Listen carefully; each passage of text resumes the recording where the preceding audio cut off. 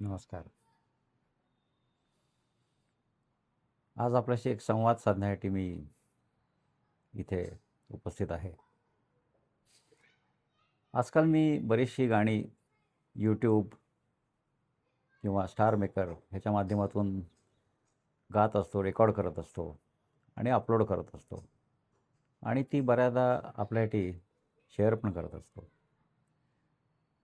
खरं तर मलाच काही दिवसांपूर्वी हा प्रश्न पडायचा, की ही गाणी आपण दुसऱ्यांनी म्हटलेली का ऐकायची? जर मूळ गायकांची गाणी आज आपल्याला एवढी सहजपणे उपलब्ध आहेत. यूट्यूब, Spotify किंवा इतर अनेक माध्यमे आहेत, की ज्याच्यातून आपण केव्हाही कुठलंही गाणं काढून ऐकू शकतो.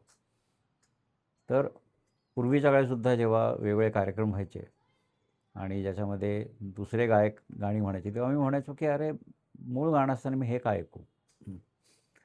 पण काही काळ गेला आणि थोडेसे माझ्याही विचारामध्ये एक बदल झाला. तो असा की एक जाणीव मला अशी झाली, की जसं निसर्गामध्ये आपण गेलो, की इतकं त्याचं नानाविध रूपं बघून आपण अगदी प्रसन्न होऊन जातो.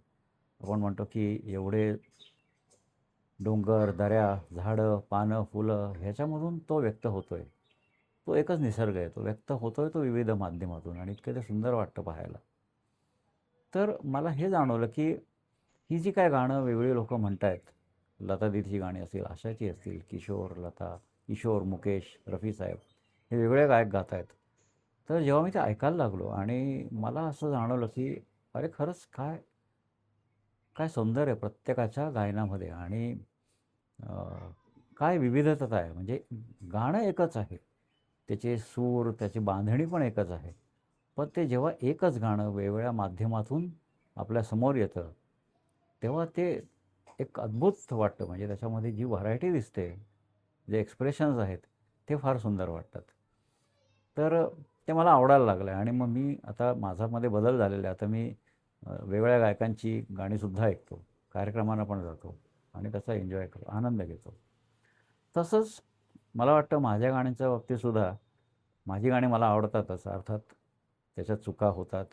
बरेचसे स्वर इकडं-तिकडं होतात ह्याची पण जाणीव आहे मला. परंतु ते पण आपल्याला गाण्याचा गाण्याचा आनंद मिळतो आहे, संगीताचा आनंद मिळतो म्हणून ते मी गातो आहे. आता तुमच्याबरोबर शेअर करतो आहे. हा एक प्रश्न आहे, की तुम्ही काय ऐकावं? तर खरंच असा काही आग्रह मुळीच नाही आहे, की ऐकलंच पाहिजे. पण काही माझे मित्र आहेत, काही नातेवाईक आहेत, ते सांगतात, की "नाही आम्हाला तुझं गाणं खूप आवडतं, छान वाटतंय."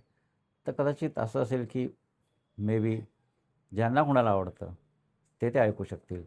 जेव्हा केव्हा वाटतं, तेव्हा ते ऐकू शकतील. त्यांचा कन्व्हिनियन्स नाही. म्हणून मी ते आपली YouTubeवर, स्टार मेकरवर टाकून ठेवलेली आहेत.